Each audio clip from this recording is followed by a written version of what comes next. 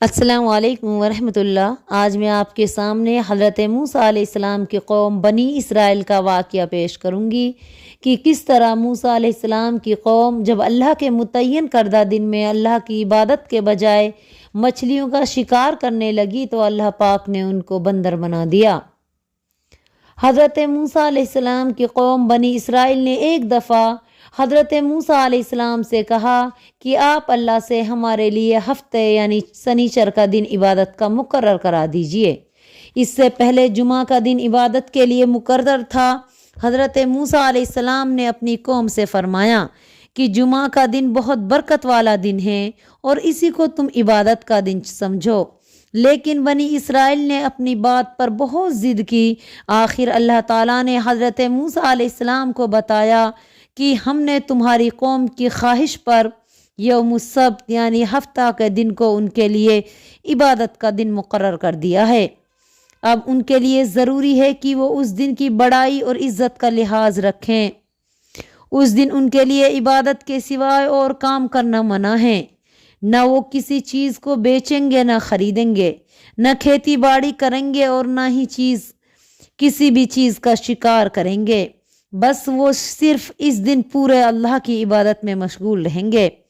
بنی اسرائیل نے پکا وعدہ کیا کہ ہم ہفتے کے دن اللہ رب العالمین نے جن کاموں سے ہم کو منع کیا ہے وہ کام ہرگز نہ کریں گے اور سارا دن اللہ تعالیٰ کی عبادت ہی میں گزاریں گے۔ یہ لوگ کئی سو سال تک ہفتہ کے دن کی عزت کرتے رہے۔ پھر ان میں سے بہت سے لوگ کو لالچ نے اندھا کر دیا۔ ان کے بڑوں نے اللہ سے جو وعدہ کیا تھا اس کو انہوں نے بھلا دیا۔ ان کی ایک بڑی تعداد بحر کلثم کے کنارے پر ایک شہر میں آباد تھی۔ یہ لوگ 6 دن تو مچھلی کا شکار کرتے اور ہفتہ کے دن عبادت میں مشغول رہتے۔ اللہ کی قدرت، مچھلیاں ہفتے کے دن ان کے سامنے ابھر کر آتی تھی اور باقی دنوں میں نہیں آتی تھی۔ دراصل اللہ تعالیٰ ان کو آزمانا چاہتا تھا کہ وہ اپنے عہد میں اپنے وعدے پر قائم رہتے ہیں یا نہیں۔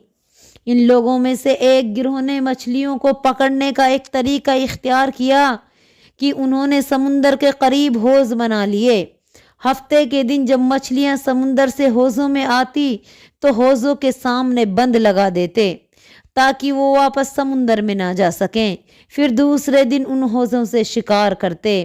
اسی طرح وہ اللہ کو دھوکہ دینے کی کوشش کرتے۔ اس شہر میں کچھ نیک لوگ بھی تھے۔ وہ ان کو سمجھاتے کہ ایسا کرنے سے باز آ جاؤ کیونکہ یہ خدا کی نافرمانی ہے، لیکن وہ یہ جواب دیتے کہ ہم نے اتوار کو شکار کرتے ہیں، ہم ہفتے کے روز تو انہیں نہیں پکڑتے۔ شہر میں کچھ لوگ ایسے بھی تھے جو خود تو پہلے گروہ کی طرح اللہ کی نافرمانی نہیں کرتے تھے، لیکن ان نافرمان بندوں کو روکتے بھی نہیں تھے اور کہتے تھے کہ ان کو نصیحت کرنا بے فائدہ ہے۔ وہ ان کو سمجھانے والے نیک لوگوں سے بھی کہتے تھے کہ تم ایسے لوگوں کو کیوں نصیحت کرتے ہو جن کو اللہ ہلاک کرنے والا یا سخت سزا دینے والا ہے۔ نصیحت کرنے والے نیک لوگ ان کو جواب دیتے کہ ہم یہ سب کچھ اس لیے کرتے ہیں کہ اللہ کے سامنے عاجزی کے ساتھ یہ کہہ سکے کہ ہم نے ان کو نیکیوں کی طرف بلانے کا فرض ادا کیا تھا، اور اس امید پر بھی کہ شاید یہ اللہ کی نافرمانی سے پرہیز کر لیں۔ آخر کار جب پہلے گروہ میں کے لوگ ان سب ہدایتوں کو بالکل بھلا دیے جو اللہ کی طرف سے بنی اسرائیل کو دی گئی تھی اور وہ برابر وہی کام کرتے رہے جن سے ان کو روکا گیا تھا، تو ان پر یکایک ایک دن اللہ کا عذاب آ گیا، اور ان لوگوں کے سوا جو برائیوں سے روکتے تھے باقی سب ظالموں کو اللہ نے بندر بنا دیا اور ایسا ذلیل و خوار کیا کہ جدھر جاتے ادھر ان پر فٹکار پڑتی تھی۔ معزز سامعات، جن لوگوں کو یہ سزا دی گئی ان کو اصحاب السبت یعنی ہفتے والے کہا جاتا ہے۔ یہ واقعہ کلام پاک کی سورۃ الاعراف اور کچھ دوسری سورتوں میں بیان ہوا ہے۔ تو یہ تھی موسیٰ علیہ السلام کی قوم جن کو موسیٰ علیہ السلام نے ہفتے کے دن مچھلیاں پکڑنے سے روکا تھا، اور ہفتے کا دن ان کے کہنے کی ہی وجہ سے ان کے لیے عبادت کا دن بنایا گیا تھا۔ لیکن پھر جب انہوں نے اپنی رب کی نافرمانیاں کی، اپنے رب سے سرکشی کی، اپنے رب کو دھوکہ دینا چاہا، تو پھر اللہ کے عذاب نے ان کو آ پکڑا، اور اللہ رب العالمین نے اس قوم کے تمام لوگوں کو بندر بنا دیا۔ بندر بھی ایسا جو ذلیل و خوار، وہ اس عذاب میں مبتلا ہو گئے۔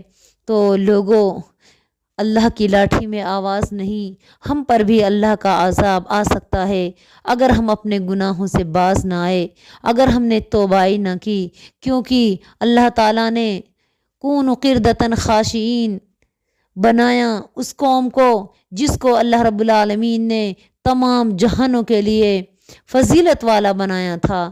تو ایسا نہ ہو کہ ہم بھی اسی طرح عذاب الہی کے مستحق ہو جائیں۔ ہوش میں آ جاؤ اور اپنے رب کو راضی کر لو، ہمارے لیے بہترین موقع ہے، ورنہ بہت جلد ہم بھی موت کے آغوش میں جانے والے ہیں، اور اپنے کیے گئے اعمال کا حساب اپنے رب العالمین کو دینا ہوگا۔ ہوش میں آؤ، رب کو راضی کر لو۔ اگر اعمال اچھے ہیں تو پاؤ گے بڑے درجے، اگر اعمال اچھے ہیں تو پاؤ گے بڑے درجے، سمجھ لو امتحان اس دار فانی میں تمہارا ہے۔ السلام علیکم ورحمۃ اللہ وبرکاتہ۔